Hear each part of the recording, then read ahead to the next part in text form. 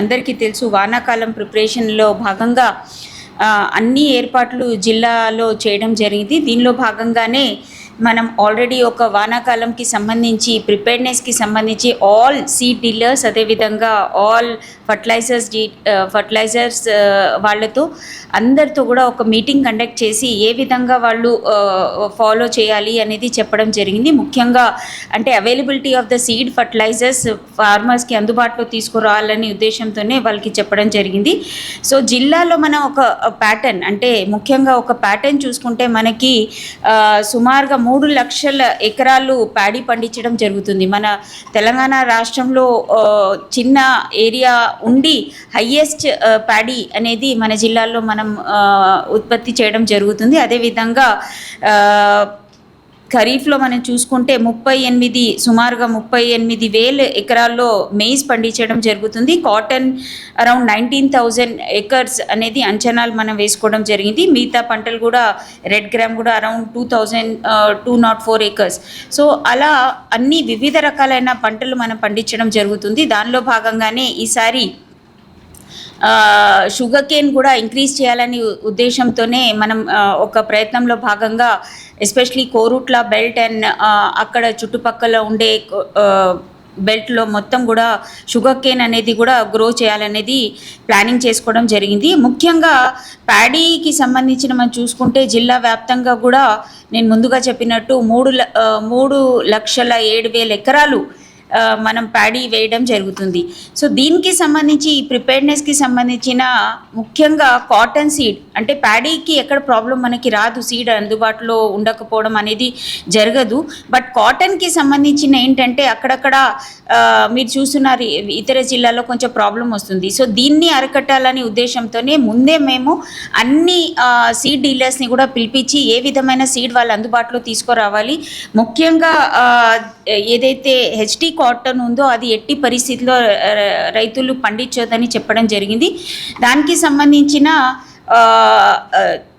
మనము ప్రతి గ్రామ పంచాయతీలో కూడా స్పూరియస్ సీడ్స్, ఎందుకంటే చాలా వరకు మన గవర్నమెంట్ లక్ష్యం ఏంటంటే ఎక్కడ కూడా స్పూరియస్ సీడ్స్, ఎందుకంటే చాలా వరకు రైతులు పండించిన తర్వాత చాలా వరకు అది అందుబాటులో రాక ఫ్లవరింగ్ ఎఫెక్ట్ అవ్వడం, లేకపోతే బాల్స్ ఫామ్ కాకపోవడం కాటన్లో, ఇలాంటి సమస్యలు మనం చూస్తూ ఉన్నాం.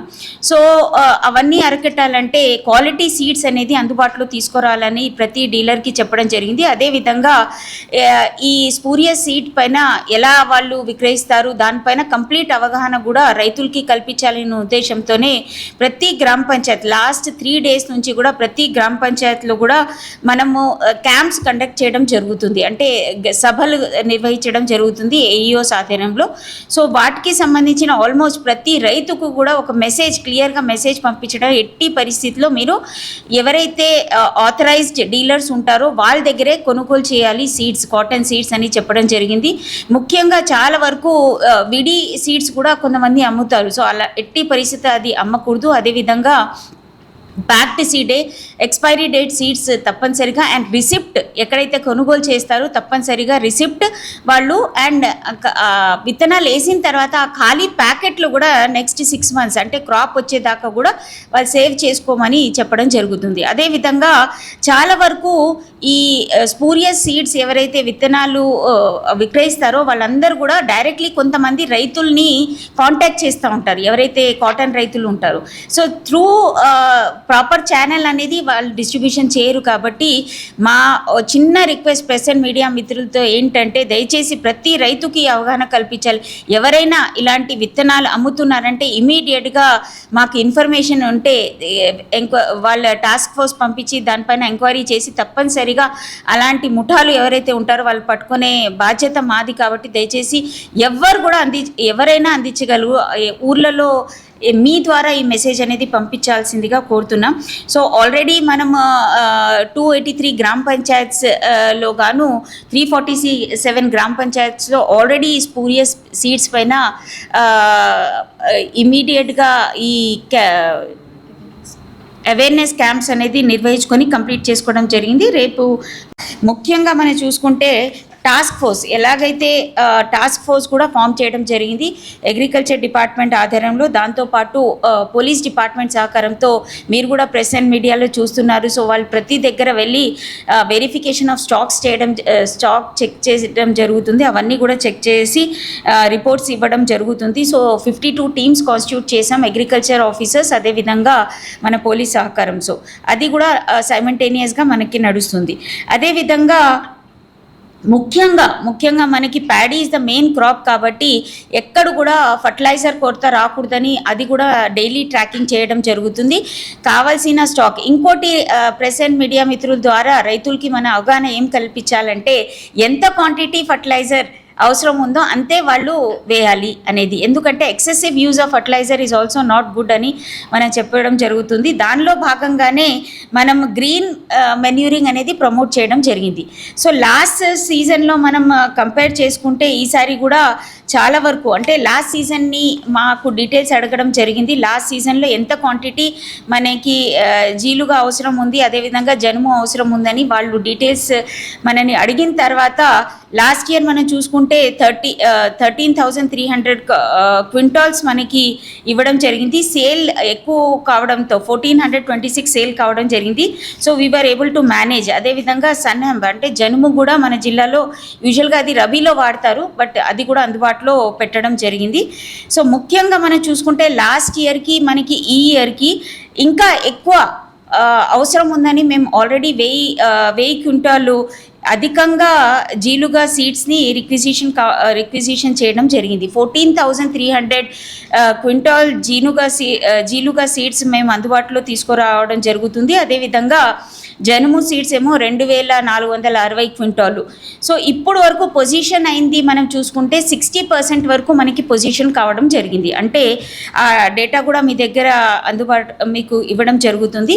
సో 14,300 జీలుగా క్వింటాల్స్కి ఈ రోజు వరకు 7,554 ఆల్మోస్ట్ 50% కన్నా కొంచెం అధికంగానే మనం అందుబాటులో తీసుకురావడం జరిగింది. సేల్ కూడా దాని ప్రపోర్షనల్గానే ఉన్నాయి.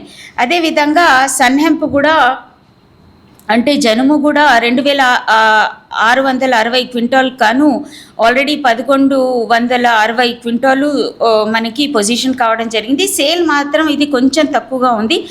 ముఖ్యంగా ఈ సేల్ అంటే గ్రీన్ మెన్యూర్ క్రాప్ అనేది మనకి తెలుసు సాయిల్లో ఈ ఆర్గానిక్ మ్యాటర్ ఇంప్రూవ్ చేయడానికి రైతులకి చాలా మంచిగా అవగాహన కల్పించడం జరిగింది. కాబట్టి డిమాండ్ కూడా దానికి తగినట్టే ఉంది అనేది మనకి కనిపిస్తుంది. సో ఈ క్వాంటిటీ ఏదైతే ఉందో అవన్నీ కూడా ఆల్మోస్ట్ 60% వరకు మనం పొజిషన్ చేయడం జరిగింది. సప్లై కూడా రెగ్యులర్ బేసిస్ పైన మనకి అలాట్మెంట్ అనేది ఇవ్వడం జరుగుతుంది. అలాట్మెంట్లో భాగంగానే మనం చూసుకుంటే మన జిల్లాలో అంటే second highest allotment in the state Khammam తర్వాత ఖమ్మం జిల్లాకి ఆల్మోస్ట్ 21,276 క్వింటాల్స్ ఇస్తే దాని తర్వాత జగిత్యాల జిల్లాకే 16,760 క్వింటాల్స్ అనేది డయాంచా కానివ్వండి, సన్హెంప్ కానివ్వండి, జీలుగా జనుము అంటాం కదా అది. సో దాని ప్రకారం సెకండ్ హైయెస్ట్ అలాట్మెంట్ మన జిల్లాకి ఇవ్వడం జరిగింది. ఆల్రెడీ 60% అనేది మనం ఇంకా రిక్వైర్మెంట్ ఉంటే కూడా వాళ్ళు సరఫరా చేయడానికి రెడీగా ఉన్నారు. అయితే విడతల వారీగా అంటే రోజు మనకి సప్లై కావడం జరుగుతుంది. 500 క్వింటాల్స్, మళ్ళీ ఇంకోసారి 600 క్వింటాల్స్ డైలీ రావడం జరుగుతుంది. అయితే మీ ద్వారా ఒక క్లియర్ మెసేజ్ రైతులకి నేను ఇవ్వదలుచుకున్నాను. ఏంటంటే మనకి రిక్వైర్డ్ క్వాంటిటీ అనేది అలాట్మెంట్ అయింది. లాస్ట్ టైం ఏదైతే మనం పొజిషన్ చేసాం దానికన్నా అధికంగానే మనం ఈసారి పొజిషన్ చేయడం జరుగుతుంది. సో ఏ రైతు కూడా ఆందోళన చెందాల్సిన అవసరం లేదు. నేను ఇక్కడ రాకముందు సైంటిస్ట్తో కూడా మాట్లాడడం జరిగింది. వాళ్ళు ఏమన్నారంటే మన జిల్లాలో ప్యాటర్న్ మనం చూసుకోవాలి. అంటే ఎక్కడ తొందరగా ఈ వరి పంట వేస్తారు, ఎందుకంటే మినిమం టైం ఈ జీలుగాకి కావాల్సిన మినిమం బయోమాస్ టైం ఏంటంటే 45 days. From the day of sowing to 45 days maximum biomass వచ్చి అప్పుడు దుక్కిలో వాళ్ళు కలపడం జరుగుతుంది. సో ఈ 45 డేస్ అనేది మనం చూసుకుంటే ఫ్రమ్ సోయింగ్ టైం నుంచి అంటే ట్రాన్స్ప్లాంటింగ్ టైం నుంచి 45 రోజుల ముందు నుంచి వాళ్ళు వేసుకోవాలి అనేది. కానీ అన్ని చోట్ల మన జిల్లాలో అలా జరగదు. ముఖ్యంగా కొన్ని చోట్ల కోరుట్ల బెల్ట్ కానివ్వండి, మొత్తం కోరుట్ల లో ఉండే ఇబ్రహీంపట్నం, మల్లాపూర్, మెట్పల్లి, అదేవిధంగా కోరుట్ల, కొడిమియాల్, మల్యాల్ అండ్ మనకి కతలాపూర్, మేడిపల్లి ఈ బెల్ట్లో కొంచెం తొందరగా మనం సోయింగ్ చేయడం జరుగుతుంది. కాబట్టి అక్కడ పొజిషనింగ్ చేసి ఎక్కడ కూడా ఇబ్బంది రాకుండా మేము ప్లానింగ్లో భాగంగా చేస్తున్నాం. ప్రతి అగ్రికల్చర్ ఆఫీసర్ అదేవిధంగా దీనిలో భాగంగానే ఈ ప్రయత్నంలో భాగంగానే స్పెసిఫైడ్ సేల్ పాయింట్స్ కూడా 84 జిల్లా వ్యాప్తంగా 84 సేల్ పాయింట్స్ కూడా ఐడెంటిఫైడ్ సేల్ పాయింట్స్ ద్వారా ఈ విత్తనాలు అనేది సరఫరా చేయడం జరుగుతుంది. ముఖ్యంగా మనం చూసుకుంటే ఈ సేల్ పాయింట్స్ కూడా రిక్వైర్మెంట్ని బట్టి ముఖ్యంగా అగ్రోస్ వారి కేంద్రాలు ఉన్నాయి, అదేవిధంగా ప్యాక్స్, డిసిఎంఎస్. సో వాటికి ప్రపోర్షనల్గా వాళ్ళు మాకు రిక్విజిషన్ ఇవ్వడం జరిగింది. దానికి అనుకూలంగానే మేము డే బై డే వాళ్ళకి పొజిషనింగ్ చేయడం జరుగుతుంది. ఫర్ ఎగ్జాంపుల్ ఇప్పుడు ధర్మపురి బెల్ట్లో కొంచెం సమయం ఉంది, మనకి ఇంకా వారం రోజులు. ముఖ్యంగా రైతాంగానికి నేను సైంటిస్ట్ వారితో మాట్లాడిన తర్వాత మనకి క్లియర్గా వాళ్ళు ఏం చెప్పారంటే మ్యాక్సిమం బయోమాస్ 45, కానీ మనం సోయింగ్ టైం కూడా మనం చూసుకుంటే నేను ముందుగా చెప్పినట్టు జూన్ 15th వరకు కూడా మనం వేసుకోవడానికి అవకాశం ఉంది. సో రైతులు ఎవరు కూడా ఆందోళన చెందాల్సిన అవసరం లేదు. ఆ టైం వరకు తప్పనిసరిగా ప్రతి రైతుకి ఎవరైతే ఈ గ్రీన్ మెన్యూర్కి వేసుకుంటున్నారో వాళ్ళకి అందరికీ కూడా అందుబాటులో తీసుకురావడం జరుగుతుంది. దీనికి ఒక సిస్టమాటిక్ ప్రొసీజర్ అంటే ఆన్లైన్ది క్రాప్కి ఒక ప్యాటర్న్ ఉంటుంది. ఎప్పుడు యూరియా వేయాలి, ఎప్పుడు డిఏపి వేయాలి, ఎంత మోతాదులో ఇవ్వాలి. సో దానికి ప్రపోర్షనల్గానే మనకి అందుబాటులో రావడం జరుగుతుంది. సో దానికి సంబంధించి కూడా డైలీ మానిటరింగ్ సిస్టమ్ మనం పెట్టుకోవడం జరిగింది. డైలీ స్టాక్ చెకింగ్ ఉంటుంది.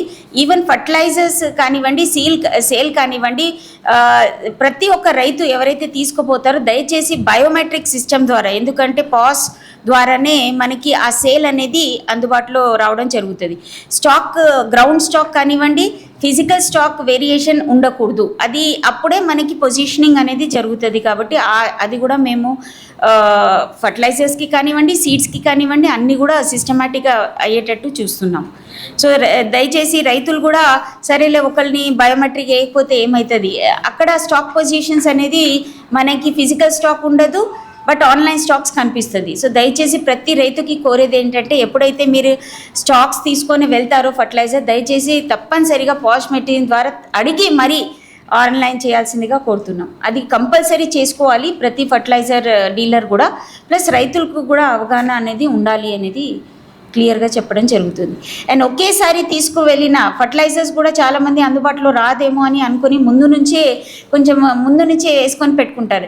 ఎస్పెషల్లీ యూరియా లాంటివి ఏంటంటే ముందే. బట్ ఒక క్లియర్ యాజ్ అగ్రికల్చర్ బ్యాక్గ్రౌండ్ మాకుంది కాబట్టి మీరు ముందు నుంచి స్టాక్ చేసి దాన్ని వాల్యూ అంటే దానికి ఏదైతే ఫర్టిలైజర్ వాల్యూ ఉంటుందో నైట్రోజన్ కానివ్వండి అవి ఇవాపరేట్ అయిపోయి తగ్గిపోతుంది. సో తప్పనిసరిగా మీరు ముందు నుంచే 4-5 నెలల నుంచి స్టాక్ పెట్టినా కూడా అది కరెక్ట్ కాదు, పద్ధతి కాదు. సో ఫ్రెష్ స్టాక్స్ ఏవైతే ఉంటుందో అదే దానిలో 100% న్యూట్రిషనల్ వాల్యూ అనేది రిటైన్ కావడం జరుగుతుంది. సో ఇది కూడా రైతులకి. And excessive use of fertilisers is also not recommended. ఎట్టి పరిస్థితుల్లో ఎక్సెసివ్ యూజ్ చేయకూడదు అని మనం చెప్తున్నాం. బట్ స్టిల్ రైతులు చాలా వరకు పచ్చపచ్చగా కనిపించాలని చాలా వరకు ఎక్సెసివ్ యూజ్ చేస్తారు. దానికోసం కూడా మనం చాలా రకాలైన అవేర్నెస్ క్యాంపెయిన్స్ చేస్తున్నాం. సో మీ ద్వారా కూడా ఈ మెసేజ్ అనేది రిక్వైర్డ్ క్వాంటిటీ మా ఏఈఓస్ వాళ్ళకి ఎప్పుడు అవసరం ఉన్నా గైడ్ చేస్తారు. ఎప్పుడు టిల్లరింగ్ స్టేజ్లో ఎంత వేయాలి అవన్నీ కూడా చెప్పడం జరుగుతుంది. సో దాని ప్రకారమే రైతులు ఫాలో అవ్వాల్సిందిగా రిక్వెస్ట్ చేస్తారు.